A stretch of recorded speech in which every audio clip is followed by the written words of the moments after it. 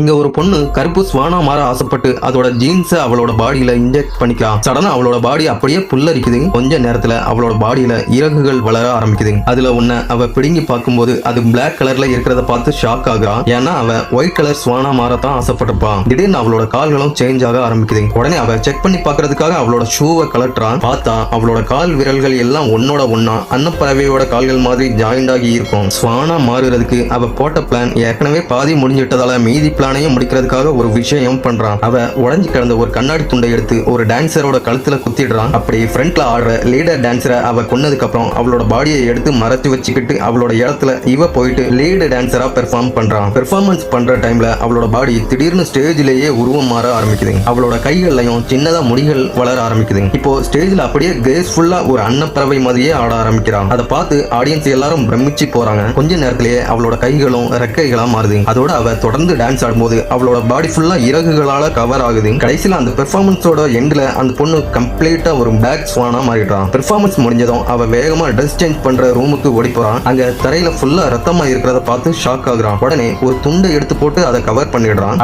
அடுத்த பெர்ஃபார்மன்ஸுக்காக அவ white Swan dress போட போன டைம்ல சடனா யாரோ கதவை தட்டுற சத்தம் அவளுக்கு கேக்குது. உடனே கேர்ஃபுல்லா போய் அந்த டோரை ஓபன் பண்றான். அப்போ அவ வெளியே பார்த்த விஷயத்தால அவளோட பாடியே ஃபுல்லா நடுங்க ஆரம்பிக்குது. பார்த்தா கொஞ்ச நேரத்துக்கு முன்னாடி அவ கொலை பண்ணுன டான்சர் பொண்ணு தான் அங்க டோருக்கு முன்னாடி வந்து நிற்கிறான். உடனே என்ன நடக்குதுன்னு புரியாம ரூமுக்கு திரும்புறான். அப்போ அங்க தரையில கடந்த கிளாத்தை பார்த்து கன்ஃபியூஸ் ஆகுறான். உடனே மெல்ல அது பக்கத்துல போயிட்டு அந்த கிளாத்தை தூக்கி பார்க்கும்போது கொஞ்ச நேரத்துக்கு முன்னாடி அங்க இருந்த ரத்தக்கரை இப்போ இருக்காது. அப்பதான் அவ ஏதோ தப்பா நடக்குதுங்கிற விஷயத்த உணர்றான். உடனே மெல்ல கீழே கொஞ்சி பார்க்கும்போது அவளோட வயிற்றுல ரத்த காயம் இருக்கிறத பார்த்து ஷாக் ஆகுறான். அப்பதான் கண்ணாடியில குத்துனது வேற யாரையும் இல்ல, அவளையே தான் குத்தி இருக்கிறாங்கிற விஷயம் தெரிய வருது. அந்த டைம்ல தான் இவ்வளவு நேரம் நடந்தது எல்லாம் டான்ஸ் மேல அவ கொண்ட வெறியால நடந்த வெறும் பிரம்மைதான் புரிஞ்சுக்கிறான். அப்படி இருந்தும் மிஸ் பண்ணாம அவளோட பெர்ஃபார்மன்ஸை ஸ்டேஜ்ல பண்ண ஆரம்பிக்கிறான். அவளோட ஃபுல் ஸ்ட்ரென்த்தையும் கொடுத்து கஷ்டப்பட்டு அவளோட டான்ஸ் பெர்ஃபார்மன்ஸை கம்ப்ளீட் பண்ணிடுறான். மியூசிக் எண்ட் ஆகும்போது அப்படியே கொலாப்ஸ் ஆகி கீழே விழுந்துடுறான். கடைசியில் அவளோட உயிரையே விட்டு அந்த நடன கலைக்கு அர்த்தம் கொடுக்கிறான்.